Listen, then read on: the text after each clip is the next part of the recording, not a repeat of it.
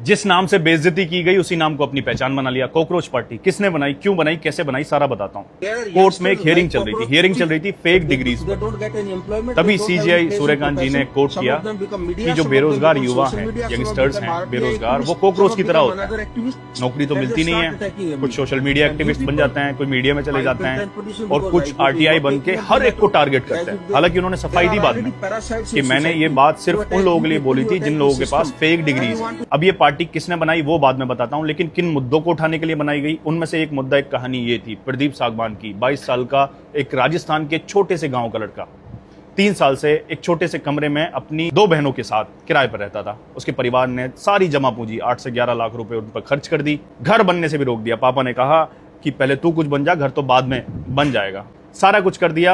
इस बार जब उसने नीट का एग्जाम दिया, 3 मई को नीट का एग्जाम देने के बाद उसने अपने पापा को फोन लगाया और बोला, पापा इस बार आपका बेटा डॉक्टर बन जाएगा, 650 से ज्यादा मार्क्स आएंगे 720 में से, तो अच्छी रैंक आएगी।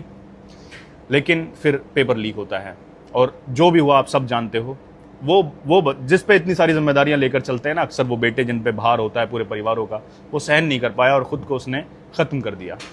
इन मुद्दों को उठाने के लिए ये पार्टी बनाई गई फाउंडर के हिसाब से। महाराष्ट्र के औरंगाबाद का एक लड़का अभिजीत, जब ये कॉकरोच की बात सुनी तो इस कॉकरोच की बात को बेइज्जती ना मानकर उसने पहचान बनाने की ठान ली। एक ऑनलाइन पार्टी बना दी, कॉकरोच जनता पार्टी, और उसमें अनबिलीवेबल उसने कंडीशन डाली कि कौन कौन उसको ज्वाइन कर सकता है। उसमें फॉर्म डाला उसने कि आप, पहली कंडीशन ये है कि आप पढ़े लिखे बेरोजगार होने चाहिए, मतलब आपके पास डिग्री हो लेकिन आप बेरोजगार होने चाहिए। दूसरी, आप आलसी हो, मतलब आपको देश बदलने की आप में जुनून होना चाहिए लेकिन आप आलसी होने चाहिए। तीसरा उसने डाला कि आप ऑनलाइन रहने के आदी होने चाहिए, हर वक्त फोन चलाने वाले जो लोग होते हैं ना, वो कंडीशन डाली। और चौथा, आपको भड़ास निकालना आना चाहिए, किस तरह से पॉजिटिव वे में अपनी भड़ास को आप निकाल सकते हो जो सही डायरेक्शन में जाए।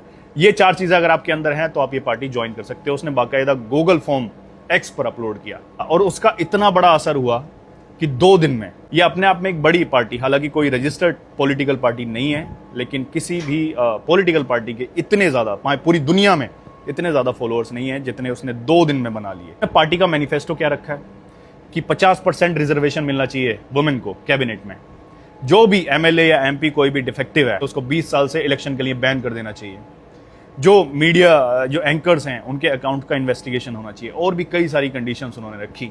अब ये तो नहीं पता ये किस डायरेक्शन में जाएंगे, लेकिन इतनी बड़ी तादाद में सिर्फ 2 दिन में इतने सारे युवाओं का इस पार्टी से जुड़ना अपने आप में एक बहुत बड़ी बात है।